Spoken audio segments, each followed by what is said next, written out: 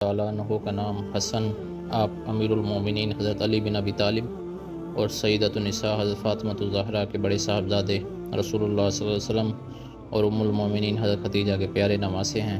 آپ کی کنیت ابو محمد ہے، نسب کے اعتبار سے قریشی اور ہاشمی ہیں اور 5ویں خلیفہ راشد ہیں۔ آپ کا نام حسن اور کنیت ابو محمد خود رسول اللہ صلی اللہ علیہ وسلم نے رکھی۔ آپ سے پہلے یہ کسی کا نام نہیں تھا، بلکہ یہاں تک لکھا ہے اللہ تعالیٰ نے حضور کے حسن اور حسین نام رکھنے تک یہ دونوں نام لوگوں سے مخفی رکھے۔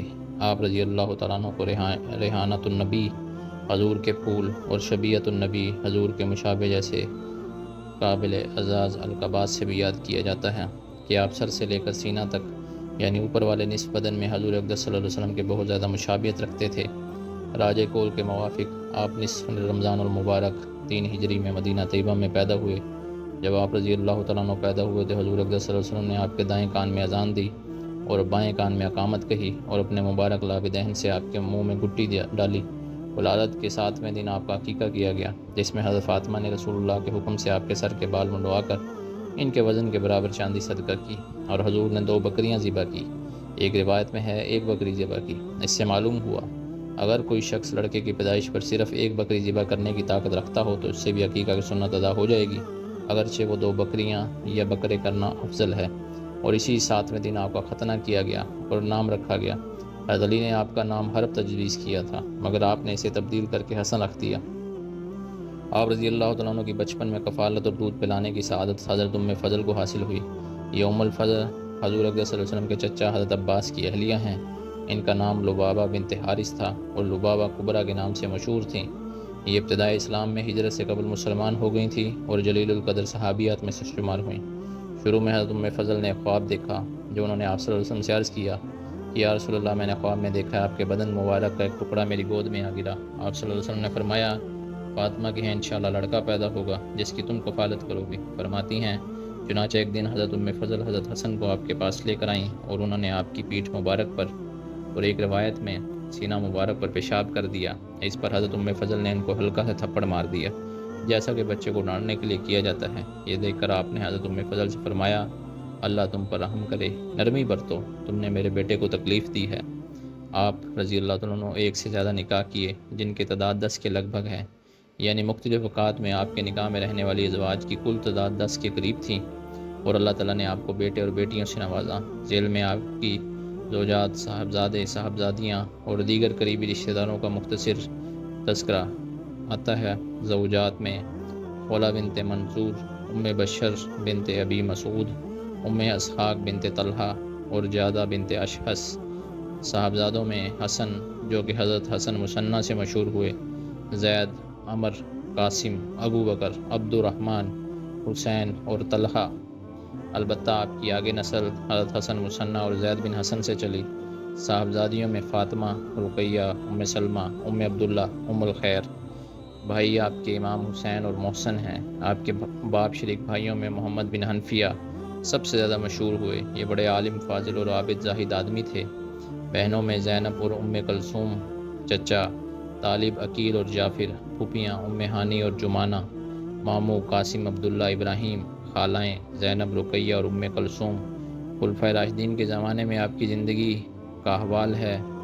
حضرت ابوبکر صدیق کے دور میں حضرت حسن ابھی بچے تھے، اس کے باوجود حضرت ابوبکر ان کا بہت احترام و تعظیم کرتے اور ان کے ساتھ اس قدر والہانہ محبت کرتے تھے کہ ان پر فدا ہوتے تھے۔ ایک دفعہ ان کو بچوں کے ساتھ کھیلتے دیکھا تو اپنے کندھے پر اٹھا لیا اور پیار میں کہنے لگے یہ حضور کے مشابہ ہیں، علی کے مشابہ نہیں ہیں۔ حضرت علی یہ سن کر مسکرا رہے تھے۔ خلیفہ ثانی حضرت عمر بن خطاب بھی آپ کی بہت قدر و عزت کرتے اور حد درجہ محبت رکھتے تھے۔ آپ کا زمانہ خلافت چونکہ فتوحات کا زمانہ تھا، اس لیے مالی عطیات کے ذریعے بھی حضرت حسن حسین کی عزت افزائی فرمایا کرتے تھے۔ چنانچہ آپ نے حضرات حسنین میں سے ہر ایک کا سالانہ وظیفہ ان کی تعظیم کے پیش و نظر عام دستور سے ہٹ کر بدری صحابہ کے برابر یعنی 5000 درہم مقرر کر رکھا تھا۔ اور عہد فاروقی میں کسریٰ کے خزانے جب مدینہ طیبہ پہنچے تو ان کی تقسیم کے وقت سب سے پہلے حضرت عمر نے حضرت حسن کو دیا۔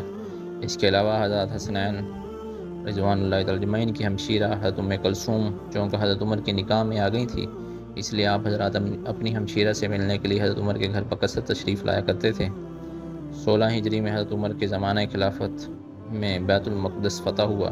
اسی فتح کے موقع پر حضرت عمر ملک کے شام تشریف لے گئے۔ اس وقت مؤذن رسول حضرت بلال بھی ساتھ تھے۔ حضرت عمر جب وہاں سے واپس آنے لگے تو حضرت بلال آپ کی اجازت سے وہیں شام ٹھہر گئے۔ ایک مرتبہ خواب میں حضور تشریف لائے اور فرمایا، بلال یہ کیا جفا ہے، تم ہماری ملاقات کو بھی نہیں آتے۔ حضرت بلال گھبرا کر اٹھے، سواری لی، مدینہ طیبہ کی طرف چل دیے۔ مدینہ منورہ پہنچ کر سیدھا آپ کی قبر اطہر پر آئے اور قبر شریف کے پاس خوب روتے رہے، اور یہ کیفیت ہوگی کہ اس پر دیر تک لوٹ پوٹ ہوتے رہے۔ حضرات حسنین کریمین سے ملاقات کی، انہیں گلا لگایا اور چوما۔ حضرات کریمین نے ان سے اذان دینے کی فرمائش کی۔ اس فرمائش کی تعمیل میں آپ نے اسی جگہ پر کھڑے ہو کر اذان دی جہاں حضور کے زمانے میں کھڑے ہو کر اذان دیتے تھے۔ جیسے ہی اذان شروع کی اور اللہ اکبر کی آوازیں کانوں میں پڑی تو ایک عرصہ بعد حضور کے زمانے کی آواز سننے سے لوگوں پر عجیب رکت طاری ہو گیا۔ ہر طرف آہ و بکا شروع ہو گئی، طبیعتیں بے خود ہو گئیں، حتیٰ کہ مستورات بھی گھر سے باہر نکل آئیں۔ حضرت عمر کے انتقال کے وقت حضرت حسن کی عمر تقریباً 21 برس تھی۔ آپ پر جب ابو لولو فیروز مجوسی نے قاتلانہ حملہ کیا تو حضرت علی اور حضرت حسن آپ کے پاس پہنچے۔ اس وقت حضرت عمر اپنی آخرت کے معاملے میں بہت فکر مند تھے اور رو رہے تھے۔ حضرت علی نے تسلی دی کہ آپ کو جنت کی خوشخبری مبارک ہو، کیونکہ میں نے رسول اللہ کو بارہا یہ فرماتے سنا، ابو بکر عمر جنت کے ادیڑ عمر لوگوں کے سردار ہیں۔ اس پر آپ نے حضرت علی سے فرمایا آپ اس بشارت کے گواہ ہیں؟ حضرت علی نے فرمایا ہاں میں گواہ ہوں۔ اور پھر اپنے صاحبزادے حضرت حسن سے فرمایا کہ تم بھی میری گواہی پر گواہی دو کہ حضور نے حضرت عمر کے جنتی ہونے کی گواہی دی ہے۔